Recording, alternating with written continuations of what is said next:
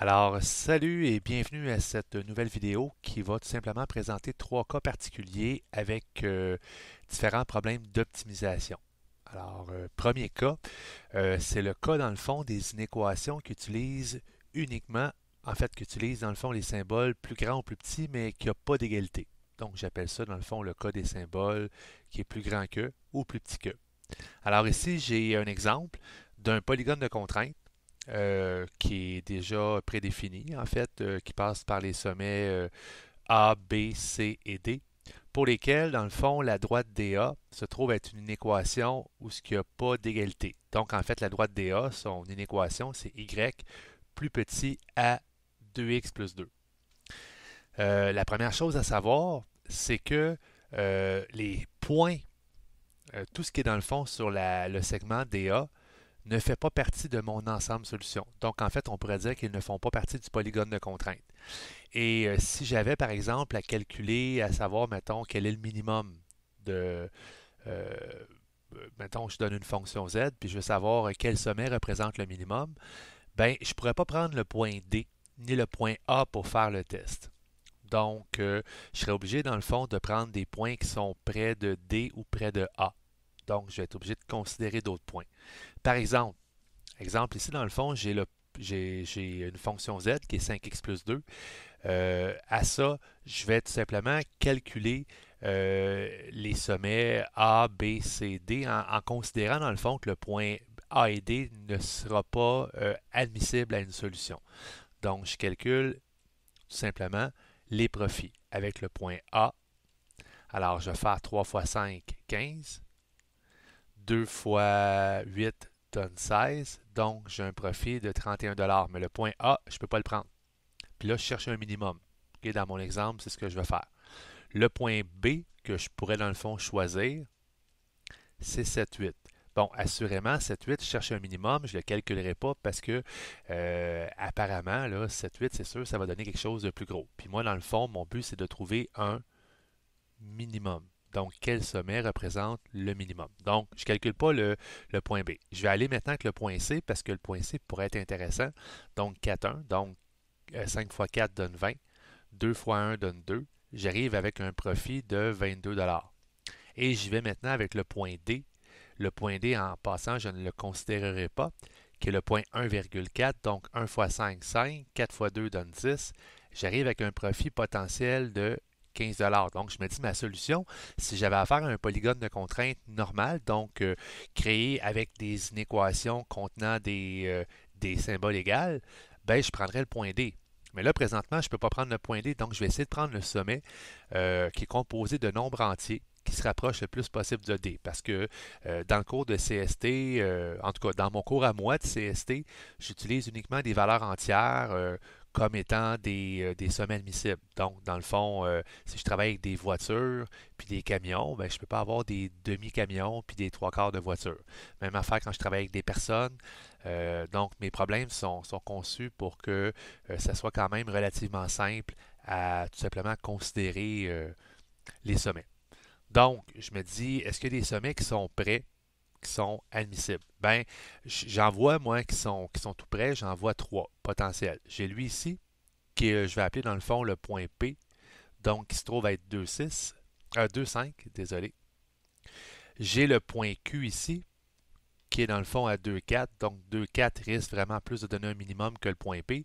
Et je me trouve à avoir un autre point ici que je pourrais dans le fond considérer, là, qui serait le point S, qui serait à 3,3.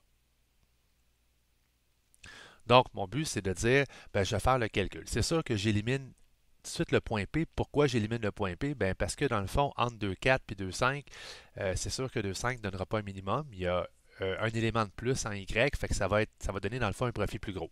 Je vais essayer avec le point Q. Donc le point Q qui est 2,4. 2 fois 5 me donne 10. 2 fois 4 me donne 8. Donc, j'arrive avec un profit de 18 $.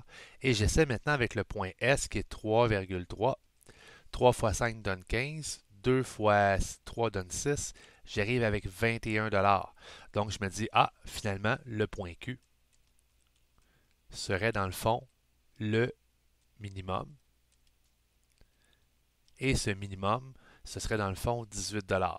Donc, j'ai trouvé excusez pour le 8, j'ai trouvé dans le fond un sommet qui n'est pas un sommet. En fait, j'ai trouvé une coordonnée, une coordonnée, un point, qui n'est pas sur un sommet du polygone de contrainte, mais dans le fond qui se trouve à être le minimum parce que je ne peux pas prendre le point D tout simplement, parce que le point D se trouve à être sur une ligne qui est, moi j'appelle ça une ligne pointillée, mais une ligne qui est créée avec une inéquation qui a tout simplement un symbole plus grand ou plus petit. Donc, il n'y a pas d'égalité. Alors ça, c'était le premier cas. C'est un cas particulier, moi je l'appelle comme ça, là, fait que ça pourrait arriver qu'on voit ça parfois. Deuxième cas. Alors, le deuxième cas, c'est dans le fond le cas où on se ramasse avec deux sommets qui représentent un maximum ou un minimum. Alors, dans mon exemple, je me trouve à avoir un polygone de contrainte, donc le polygone ABCD. On voit les sommets ici qui sont 1, 6, 5, 6, 7, 2 et 3, 1.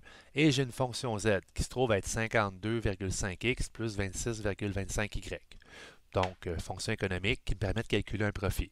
J'ai déjà calculé, dans le fond, les profits avec les points A, B, C, D pour sauver du temps. Et là, je me rends compte de la chose suivante.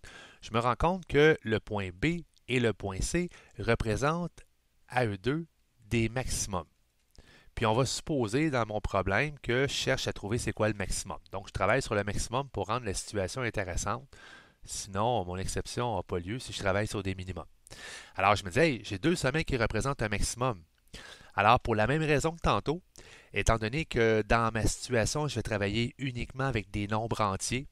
Donc encore une fois, le x et le y, ce sont des nombres entiers que je considère. Donc, encore une fois, ça pourrait être des arbres, ça pourrait être quelque chose qui se compte, finalement, qui s'énumère.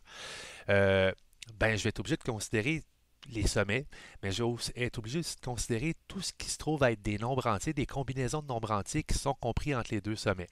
Donc, moi, je vais aller voir sur le segment BC. Est-ce que sur le segment BC, on trouve des combinaisons de sommets qui sont sur le segment qui sont composés de nombres entiers uniquement? Alors, je me promène, puis dans le fond, moi, ce que je cherche en bon terme québécois-français compréhensible par les élèves, je cherche des sommets qui arrivent sur le quadrillage, qui arrivent juste, là, en fait. C'est ça que je cherche. Ben, je me dis, j'en ai un ici. Lui, là, dans le fond, il arrive à 6,4. Puis, le point qui est à 6,4, mettons que je l'appelle le point K. Ben, le point à 6,4, si je rentre le 6 et le 4 dans ma fonction Z, donc si je fais 6 fois 52,5 plus 4 fois 26,25, je vais arriver aussi à 420 $. Donc, ça va vouloir dire, dans le fond, que le point K représente aussi un maximum. Donc, si on me demandait, j'ai combien de solutions possibles qui me permettent de maximiser mon problème? Donc, j'ai combien de solutions différentes? Je pourrais dire là-dedans que je me trouve à avoir trois solutions qui maximise le problème. Maximise le problème. Donc, je préfère la même chose, un même exemple, avec tout simplement deux sommets qui me donneraient un minimum. Puis là, je pourrais en avoir plusieurs autres aussi qui seraient entre les deux, qui pourraient dans le fond représenter un minimum. Donc, ça marche autant pour le maximum que pour le minimum. Donc, ça, c'était mon deuxième cas. Troisième cas maintenant. Alors, le troisième cas, c'est les problèmes d'optimisation où ce qu'on ajoute une nouvelle contrainte dans le problème. Donc, considère en fait que j'ai une situation problème bidon, là, peu importe quoi, dans laquelle j'ai déjà un polygone de contrainte de tracé, ou dans le fond, tu es obligé de le tracer, peu importe. Les sommets sont les sommets A, B, C qui sont ici à 0,8, 8,4 et 4,0. Et j'ai une fonction Z. Donc, présentement, je me trouve à avoir une fonction Z qui est 2x plus 5y. Et quand je calcule le profit avec chacun des points, ben, je considère là-dedans que le A, ça représente mon maximum actuel. Et là, on rajoute une nouvelle contrainte dans le problème qui est y est plus petit ou égal à 2x. Puis là, on te pose comme question, c'est quoi la différence entre le maximum actuel, parce que le maximum actuel, c'est 40 $, et le nouveau maximum. Donc, je dois rentrer y est plus petit ou égal à 2x dans mon nouveau polygone, dans mon polygone de contrainte que j'ai actuellement. Alors, si je trace cette droite-là, ben, premièrement, je peux m'aider en faisant une petite table de valeurs. Ça l'aide tout le temps. Ben, premièrement, c'est une variation directe, ça passe par 0, 0. Et là, je peux rentrer des valeurs de x, comme par exemple, je pourrais dire si x vaut 2, ben 2 fois 2, ça me donne la valeur de y. Parce que la règle, c'est faire 2 fois la valeur de x, ça donne le y. Donc, ça passe par 2, 4. Alors, 2, 4. Et je pourrais dire, mettons, si x vaut 3, 2 fois 3 donne 6, ça passe par 3,6. Donc, je trace la droite en question de cette façon-là. Et là, je me ramasse en fait que dans cette inéquation-là, le x est plus grand que le y, alors je vais faire, mon demi-plan va se trouver à être vers la droite. Donc, j'ai affaire à un nouveau polygone de contrainte. Donc, on voit bien le nouveau polygone de contrainte, il est ici, je le mets en rouge. Ça veut dire, dans le fond, que je me ramasse là-dedans avec des nouveaux sommets à mon polygone de contrainte. Puis là, je vais prendre le même cas que tantôt, c'est que moi, je veux travailler avec, encore une fois, des valeurs qui sont entières. Donc, je ne pourrais pas prendre nécessairement des valeurs qui sont des nombres à virgule là-dedans. Donc, je ne prends pas de nombres décimaux. Fait que j'ai un nouveau sommet ici que je pourrais appeler le point P.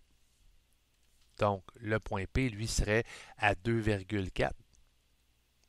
Et là, ben, je ne prendrai pas ce sommet-là parce que ce sommet-là, assurément, visuellement, il arrive avec des valeurs décimales, mais je vais prendre des sommets qui sont quand même relativement près de ce maximum-là. Donc, je pourrais prendre ce sommet-là ici qui se trouve à être à 4,6, que je vais appeler, mettons, le point Q, et je pourrais prendre ce sommet-là aussi qui se trouve à être à 3,6. Donc, mettons, lui, je vais l'appeler le point R.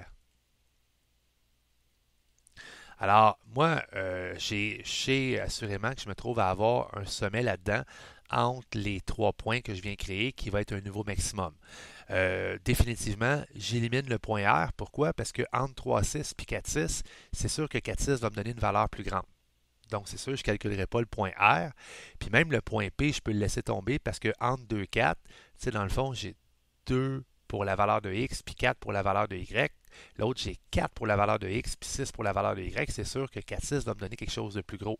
Donc, je vais calculer uniquement pour le point Q, qui est 4,6. Tu sais, dans le doute là-dedans, là, fais pas comme le vieux prof de maths qui disait hey, je le calcule dans ma tête. Tu as juste, dans le fond, à calculer ta fonction Z avec les points P et R. C'est un doute. Tu sais, moi, j'y vais par expérience, puis je veux faire en sorte que la vidéo soit moins longue. Donc, 2 fois 4 donne 8. 5 fois 6, ben, ça donne 30. J'arrive avec un maximum de 38 $. Donc, mon ancien maximum, on avait un ancien maximum qui était de 40 $. Maintenant, mon nouveau maximum est tombé à 38 $. Ça, c'est mon nouveau max.